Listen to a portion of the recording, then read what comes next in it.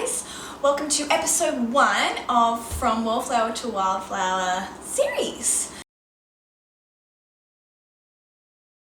Today I'm going to talk about a little bit first about the evolution of this brand, and because I know you're thinking episode 1, you've made videos before, but I'll explain more of that in a bit. And also the first affirmation, which is what the series is going to be about, just affirmations. So let's go back to the beginning, where this all started for me. I think it was 2011. I started doing self-portraits. It was some sort of challenge that I decided to get on board with. But what happened was I began to add a lot of words to these self-portraits to accompany them.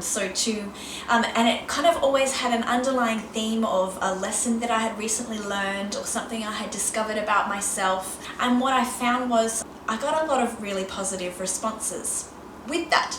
So it was nice to see people relate to my words and just really get something out of it. I began to really see what I could do with these words and these portraits, and I decided to change the words into letters to my children on different topics like body image, like finding joy, like really delving deep into yourself, just a massive amount of topics that I wanted them to learn. So I started writing these letters and accompanied with self-portraits, and it was going to be a book, it was going to be a thing. Even one of my letters about my cesarean scar and how I saw that as a love wound instead of a war wound because it gave me them. Instead of looking at my body in a, ooh, that's a yucky scar kind of way, I kind of changed the perspective a little bit. And that letter got published in the Huffington Post, which was amazing. It then got picked up and rehashed with the Daily Mail. Now, if you know anything about the Daily Mail, I won't say anything terrible, but the comments on that post were all negative. So they were things like, oh, why would you write a letter to your children about that, your body? That's so weird. Like, my sons would find that so super gross. And this is odd, you know, so many comments like this. And I didn't take it personally because what I knew what I had written was of good value, and I knew that it came from a really good place. But their comments kind of brushed off me, but it made me think, who am I writing for? Am I writing for my children? Now, yes, I hope they learn the lessons, but to be honest, they're probably not interested to read anything that I'm doing. But anyway, who really responds to my words are women like me, with children, without children, who are going through things, who are trying to make themselves better, and who respond to my perspective with excitement. That's who I'm writing for. And so I changed from letters to my sons to still beautiful, and that still was the same concept. So photos of myself accompanying an essay. And so I did that for a while and pulled little pockets of quotes, I guess, from these letters, which then became affirmations. And I called them Still Beautiful Affirmations. I did videos with them. It was a really cool thing. And then that kind of I just let it sort of fall by the wayside. I had a busy year and I just started focusing more on my fiction work, and it just, not forget about it, but just kind of left it. And just recently I went through them. I noticed there was a bit of a shift away from the self-portraits into just the affirmations themselves.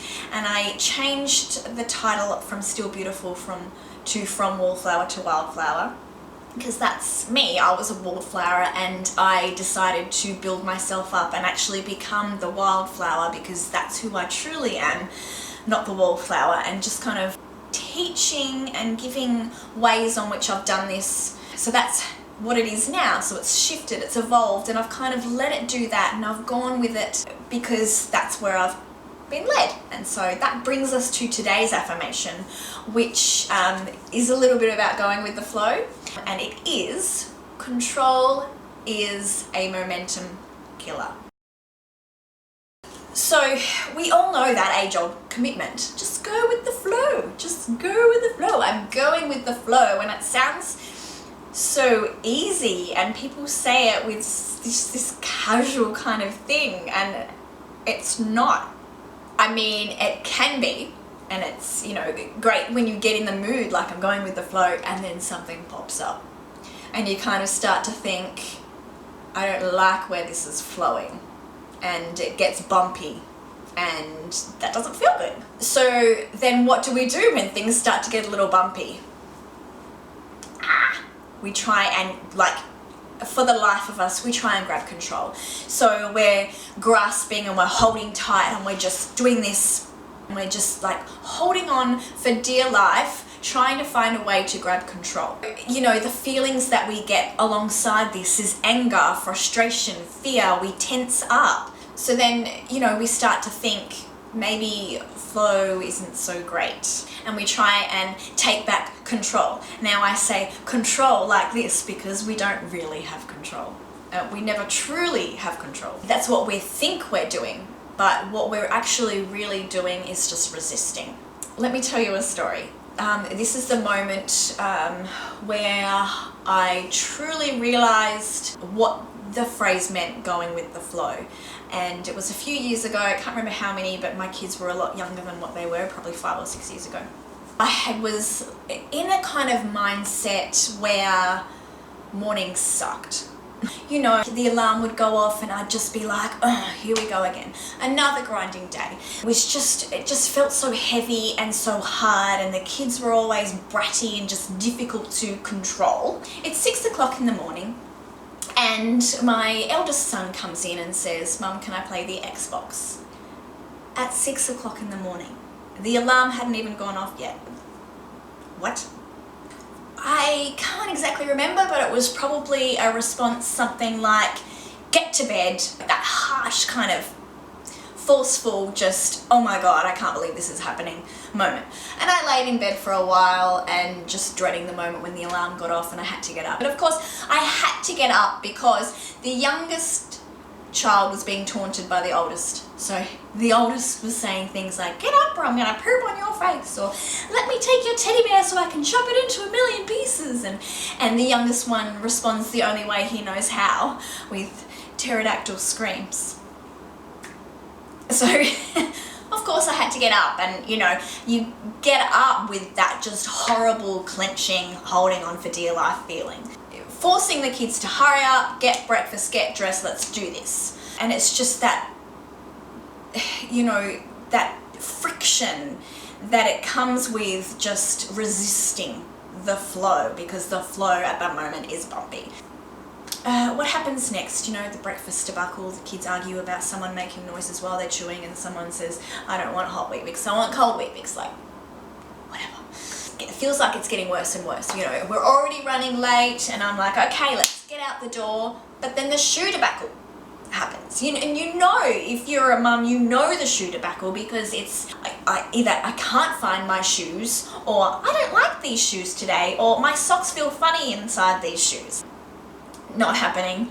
I would have screamed, and I know myself back then, I would have screamed, just get in the car, who cares about your shoes, let's go.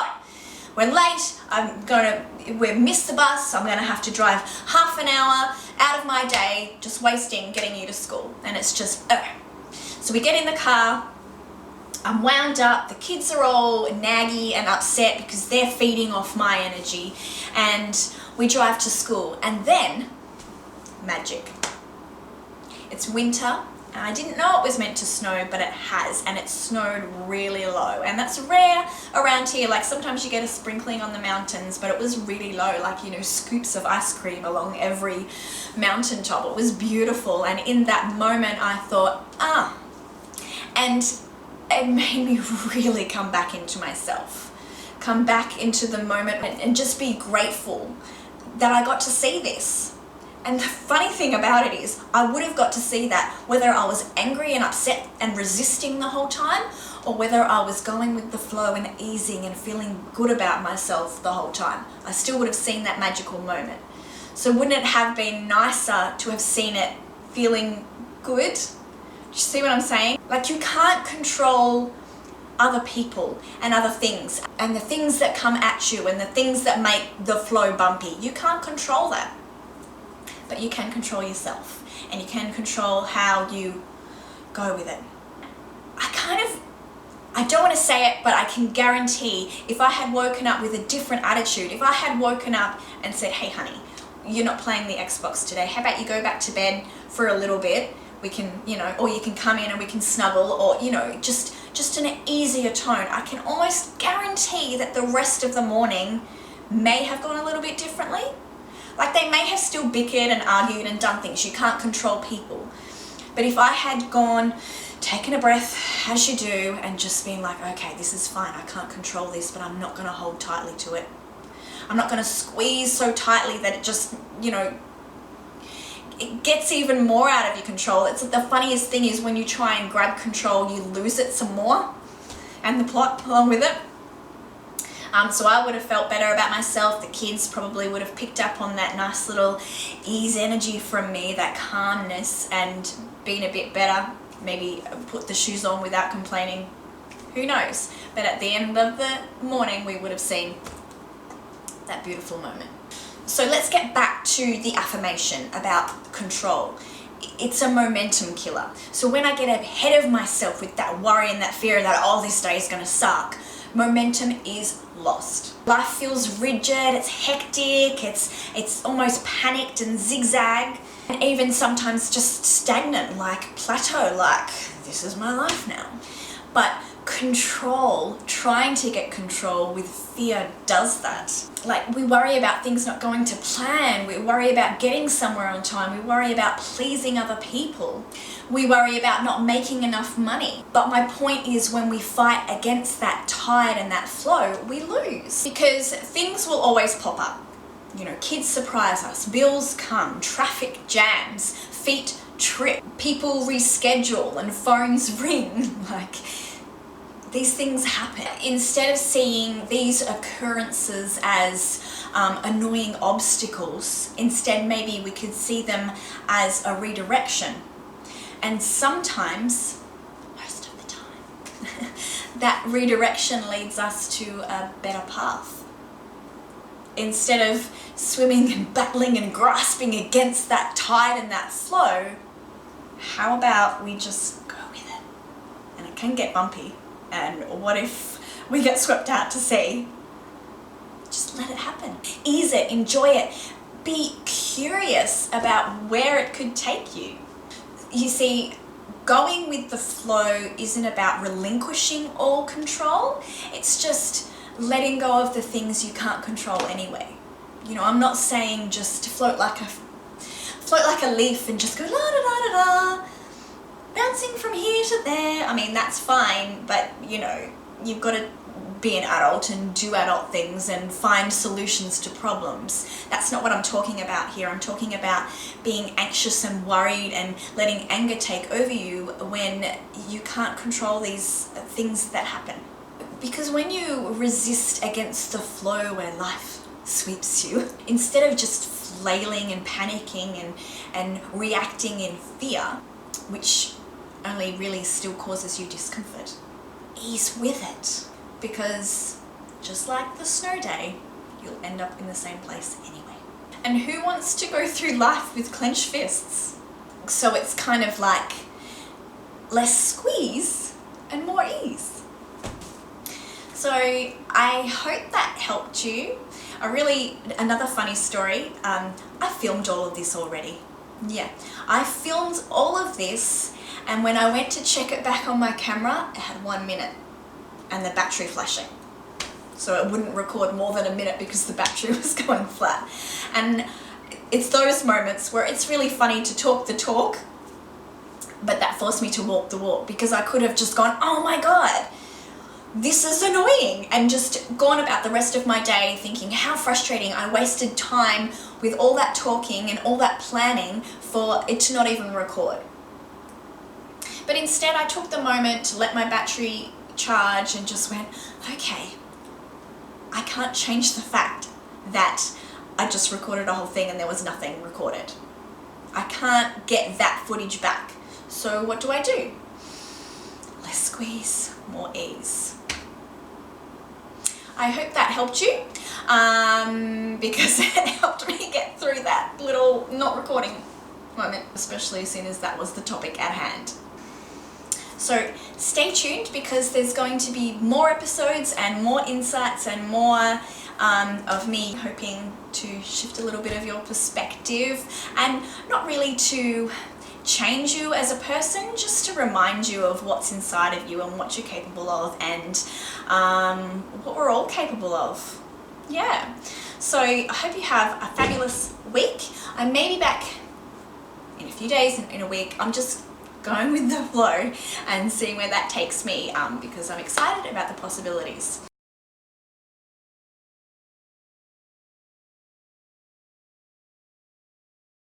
You know,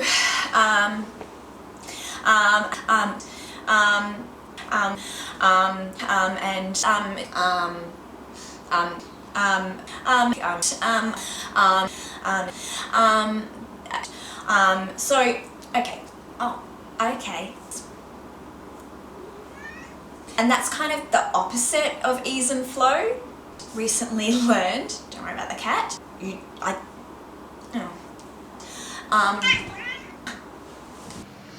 I'll turn the camera on you. How do you like it? How do you like it? Pretty good.